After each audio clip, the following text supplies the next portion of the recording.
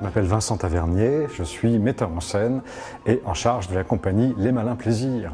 Je mets en scène du théâtre, de l'opéra et puis de temps en temps le mélange des deux qui quelquefois donne par exemple la comédie-ballet. Et aujourd'hui ce sont Les Amants Magnifiques, comédie-ballet de Molière et Lully, jamais rejouée dans son intégralité depuis 1670.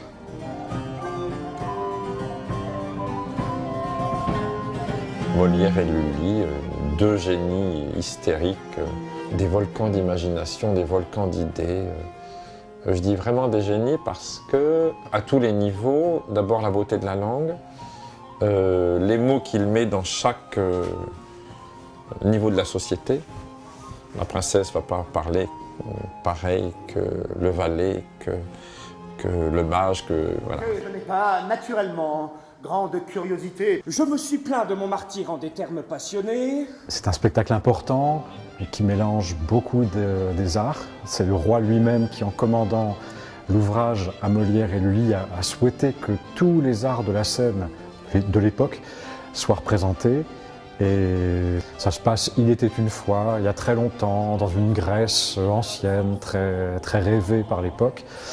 Il leur demande de montrer l'histoire de deux princes qui, pour gagner le cœur d'une belle et jeune princesse, vont faire assaut de cadeaux. Et les cadeaux en question, ce sont des spectacles.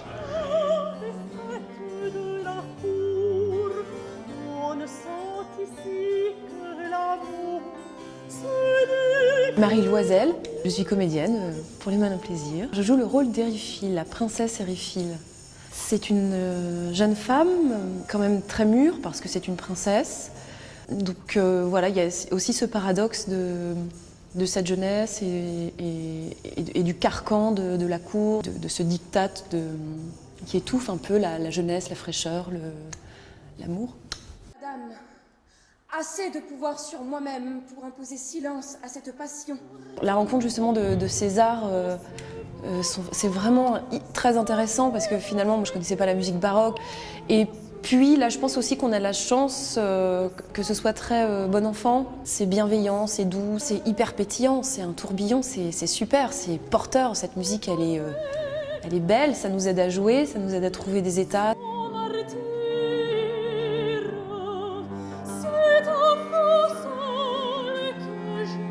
Je suis Mélanie Lemoine, je suis la princesse Aristionne, donc la reine-mère. Le compliment est d'un amant adroit. Je dois marier ma filleÉriphile et j'attends qu'elle se décide puisque ce qui est super moderne et super chouette dans cette pièce, je lui ai laissé le choix. Je lui ai dit, c'est toi qui dois décider avec qui tu veux te marier. Voilà. Donc il y a plein de princes qui sont là, qui se proposent, il y en a deux là particulièrement qui me paraissent pas mal. Regarde, écoute et puis ensuite tu me dis mais c'est toi qui décides. Qu'elle a refusé d'accepter. Ce que nous a expliqué Vincent, c'est que en fait, tous les gens qui font les divertissements, c'est des gens que je connais. A priori, c'est des gens qui sont dans ma cour, qui m'appartiennent. C'est ce qu'on appelle une chapelle. Et donc, je les connais, je les ai déjà vus. Et donc, j'imagine qu'il y a un lien avec chacun de ces personnages. Et c'est super riche, on se nourrit. Enfin, on est obligé, en fait, de s'inventer une vie. Et ça, c'est génial. On est obligé d'avoir une écoute des chanteurs, des danseurs, et on regarde tout. Et moi, vraiment, je m'amuse à ça parce qu'on est quand même très nombreux sur le plateau et que c'est rare d'être aussi nombreux sur un plateau.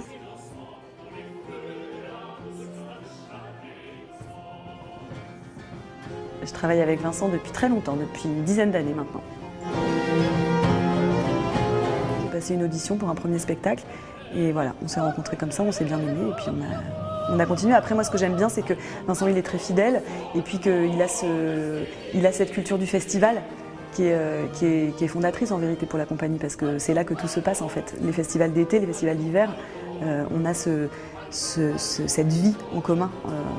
Ensemble, vraiment, on mange ensemble, on dort ensemble, on est ensemble, quoi. C'est une des forces de Vincent de réussir à fédérer autour de lui des gens qui sont faits pour s'entendre, parce que ça se passe vraiment très bien.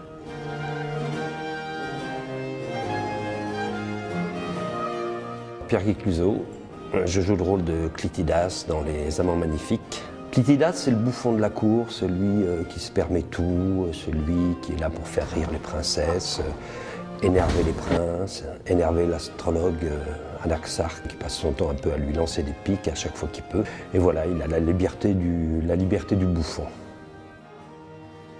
C'est la première fois que ça m'arrive de jouer un personnage joué par Molière et qui est sympathique. Et je pense que lui se permettait des libertés encore plus énormes. Et c'est toujours la grande question, qu'est-ce que lui faisait? Comment Molière abordait ces rôles-là? Je pense qu'il devait avoir une facilité d'improvisation énorme. Et quand on répète ce type de personnage, il faut se faire confiance.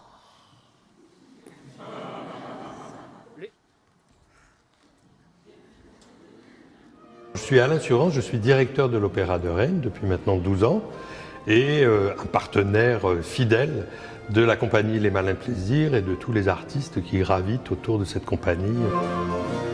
Ces Amants Magnifiques, c'est un projet qui demande beaucoup de monde, qui rassemble beaucoup de monde. C'est un projet qui a demandé un déploiement en mise en scène, en scénographie, en costume, en lumière, qui faisait qu'il était naturel que nous soyons plusieurs théâtres, plusieurs compagnies à nous rassembler pour permettre de réaliser ce projet. Pour une équipe comme la nôtre, reprendre un ouvrage de cette importance-là et qui n'a pas été joué depuis si longtemps, ça suppose vraiment, non pas des mois, mais des années de travail et de préparation, là en l'occurrence 4 années. On se sert les uns des autres. Absolument, la danse se sert de la musique qui se sert du chant qui se sert de la comédie, et qui trouve sa réponse dans la danse qui va suivre, etc., etc. Et donc on s'est rendu compte que les types géniaux avaient tout prévu.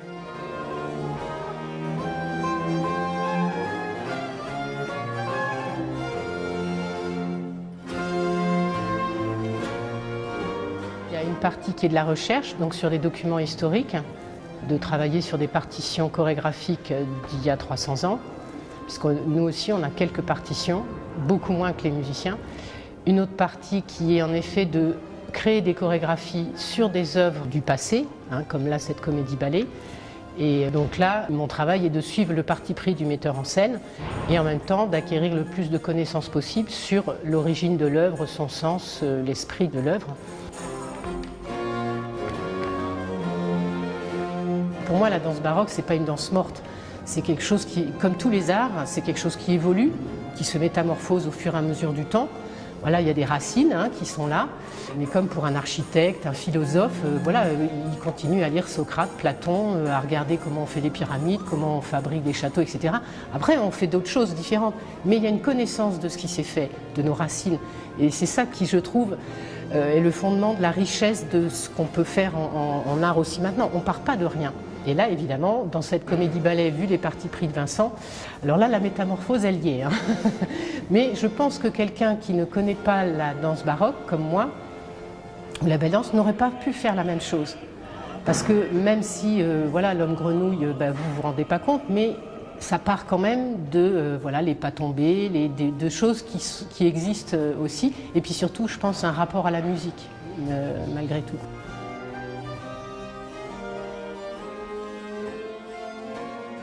Alors, Les Amants Magnifiques, donc c'est surtout une équipe entre Vincent Tavernier, metteur en scène, Marie-Geneviève Massé et moi, et peut-être un petit peu Lully.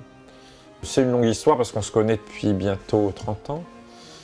Marie-Geneviève, je l'ai connue quand j'ai chanté dans Atis aux Arts Florissants. Elle était danseuse. Vincent, je lui ai demandé de faire sa première mise en scène pour le concert spirituel il y a 30 ans.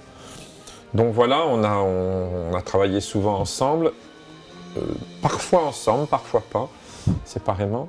Et Lully est devenu l'alibi, donc Lully et Molière est devenu l'alibi pour se retrouver. Ça, c'était la première envie. La deuxième envie, c'était de défendre ce que les Français ont inventé au XVIIe siècle, c'est-à-dire Broadway.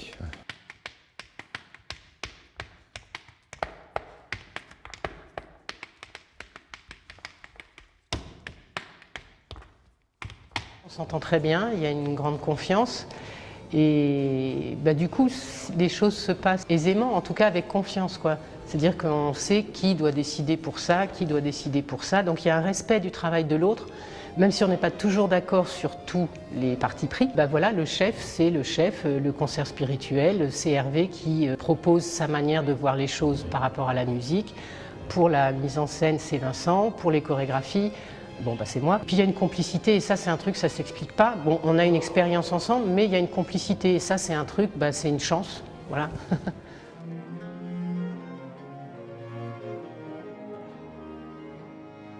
Anne-Sophie Bering, je suis danseuse dans la compagnie de danse L'Éventail de Marie-Geneviève Massé. J'ai fait les académies d'été qui ont lieu tous les étés à Sablé en danse baroque. Et donc de fil en aiguille, j'ai rencontré Marie-Geneviève qui m'a proposé ce poste de danseuse dans la compagnie. Je m'appelle Arthur Zakirov.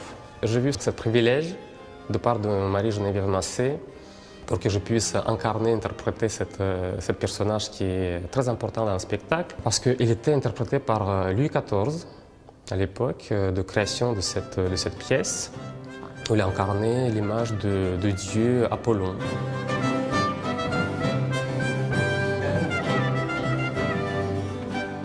C'est un costume sublime, je trouve. On n'a pas les mêmes images quand on rentre dans le costume et le point de vue aussi de part de la public quand on regarde de loin, parce qu'avec la lumière sur scène, ça donne une autre image. Parfois, on peut mettre un costume et dire « Oh là là, qu'est-ce que ça va donner ?»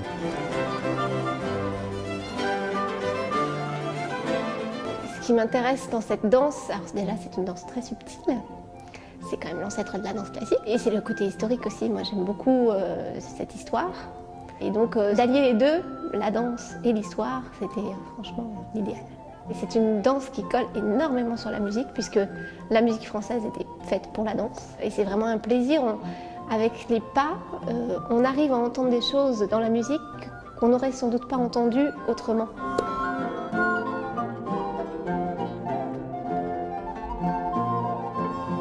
Je suis Laurent Deleuil, baryton, et je chante le rôle de Tircis dans Les Amants Magnifiques.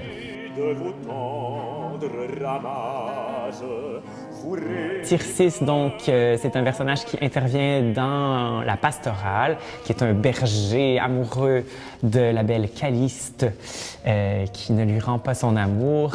Il va être poussé par ses deux amis à aller lui déclarer sa flamme. Il y a une très belle scène où elle est endormie et les trois bergers chantent à propos de son sommeil, justement, et c'est une forme musicale qu'on appelle un sommeil, donc une pièce qui est calme et poétique.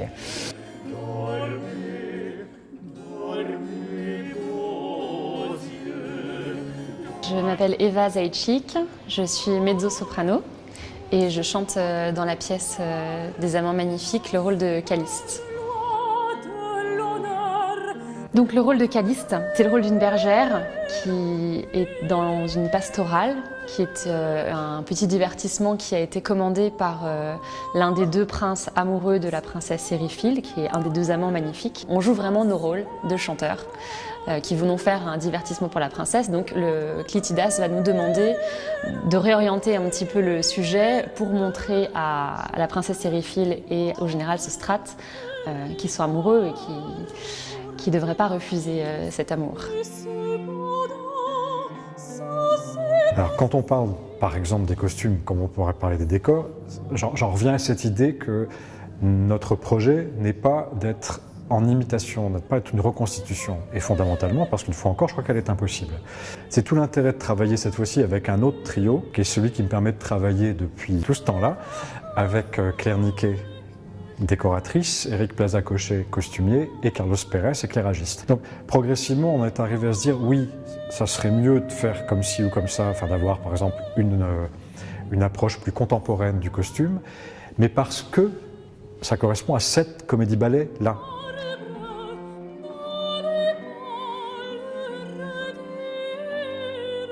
Effectivement, c'est une œuvre qui a pratiquement jamais été refaite dans son intégralité depuis la création. Alors, d'avoir la chance d'être dans cette rencontre du théâtre, de la danse, de l'opéra, du chant, de la musique, c'est assez extraordinaire et donc il y a peu de gens qui ont la chance de faire partie de ce genre de projet. Et je pense que ça a véritablement une importance historique. Et j'espère en tout cas que c'est un spectacle qui aura une longue vie parce que je crois que les gens gagneraient à découvrir cette forme qui est assez méconnue finalement.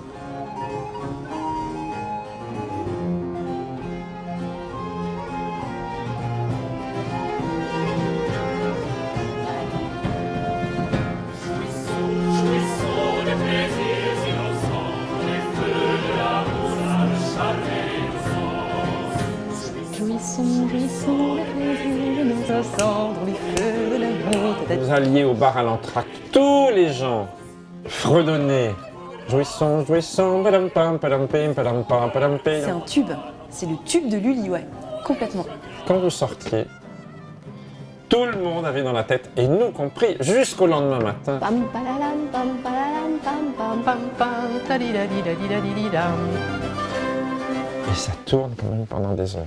J'adore l'intervention de la nymphe dans les jeux pitiens qui arrive et qui fait « Chantez !»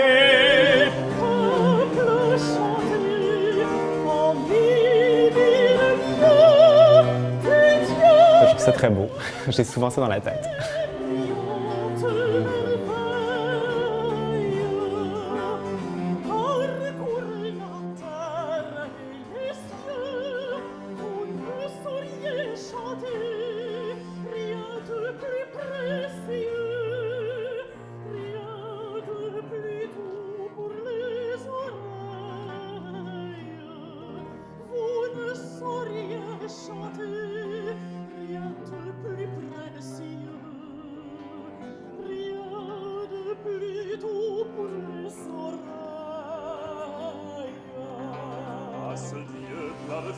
À ce Dieu plein d'appât, il n'est rien qui résiste.